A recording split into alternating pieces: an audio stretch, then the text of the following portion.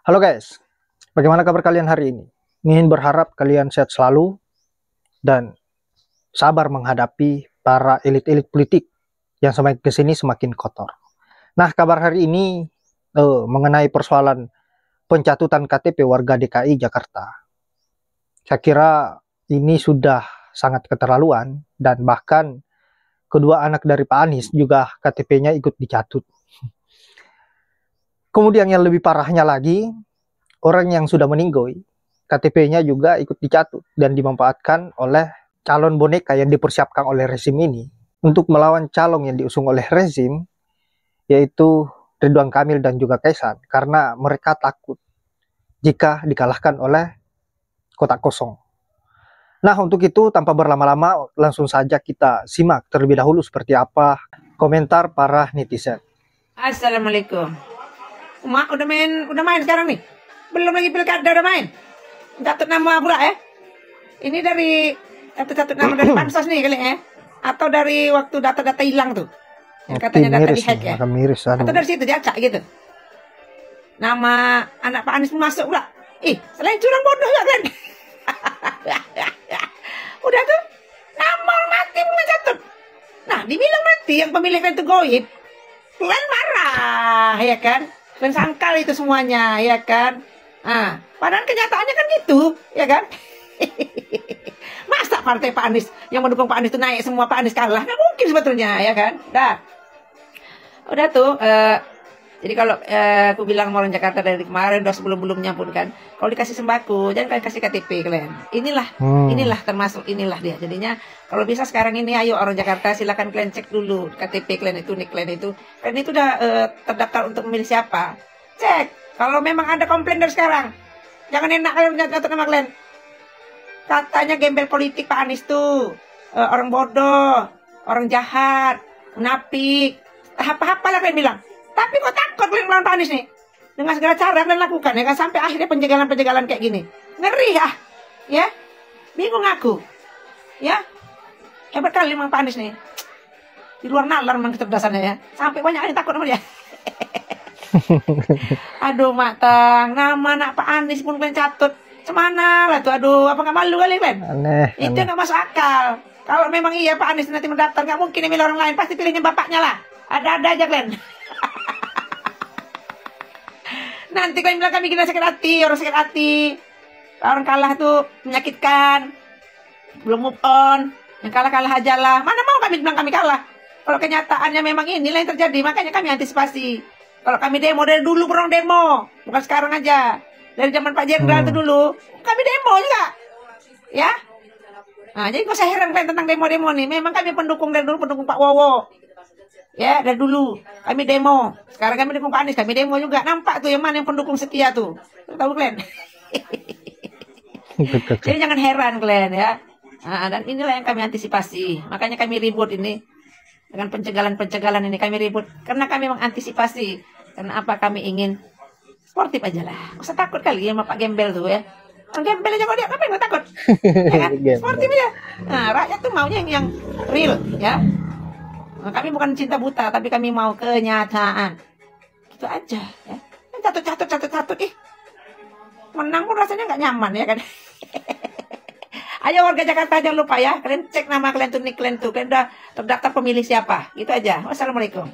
Sumpah ini parah banget. Jadi awalnya tuh dari berita, ada pasangan yang lolos lewat jalur independen buat Pilgub Jakarta. Ya kita kaget lah, heran gitu. Soalnya ini jalur independen, harus ngumpulin KTP sekian persen dari jumlah penduduk. Susah, dulu Ahok aja mau lewat jalur independen gitu, nggak kesampean. Sampai akhirnya ada yang speak up ya, Bang Imat gitu. Coba cek KTP deh, input nicknya ke data KPU. Takutnya teman-teman mengalami hal yang sama gitu kayak Bang Imat ini. Dia gak ngerasa ngedukung calon independen tadi. Terus dia bahkan gak tahu itu siapa. Tapi KTP atau nicknya itu dicatut buat menyatakan dukungan ke calon independen tadi. Nih, lihat deh, identitas pemilik nick atau KTP menyatakan dukungan bakal pasangan calon kepala daerah.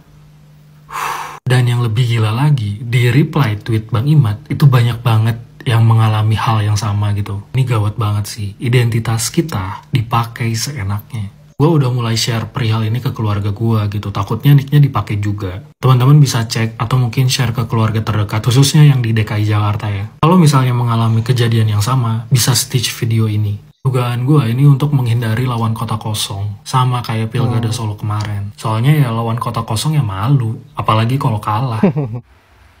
Aduh. Dikira warga Jakarta bodoh apa ya?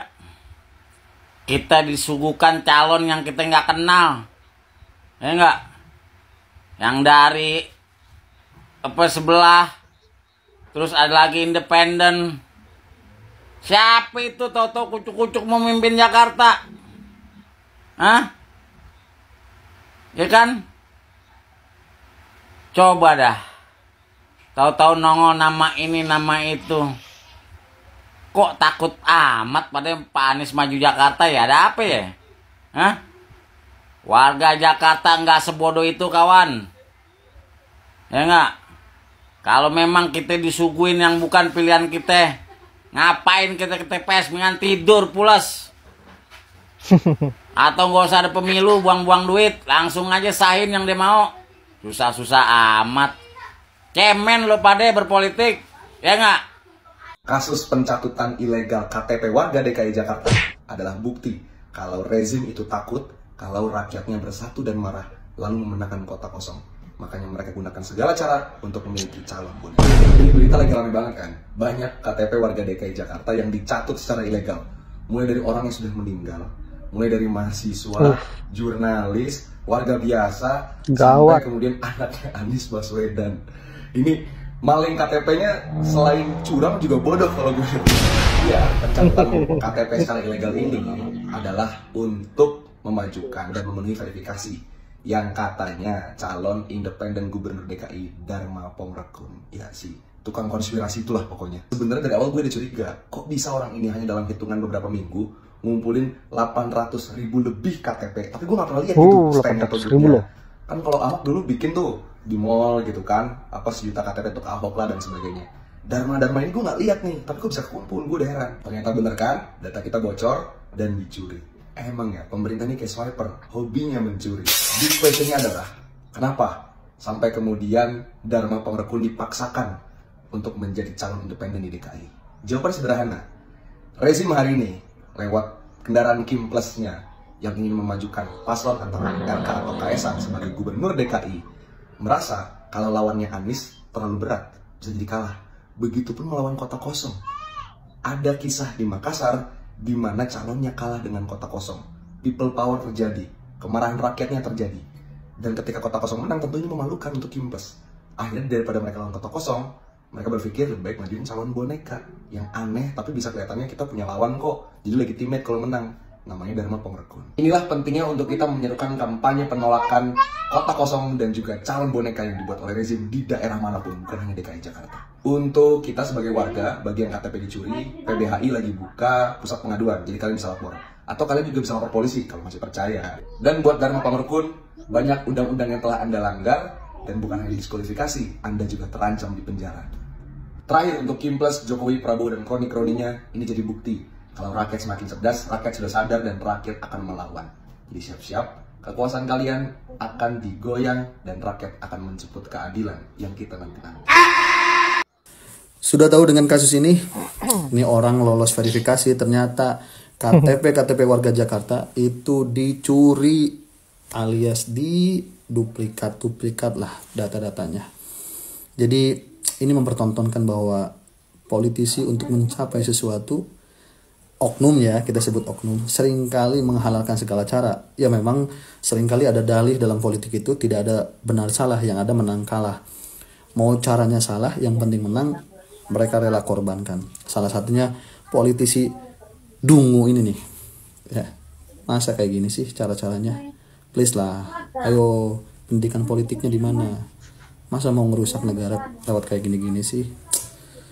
Aduh, semakin hari semakin konyol aja.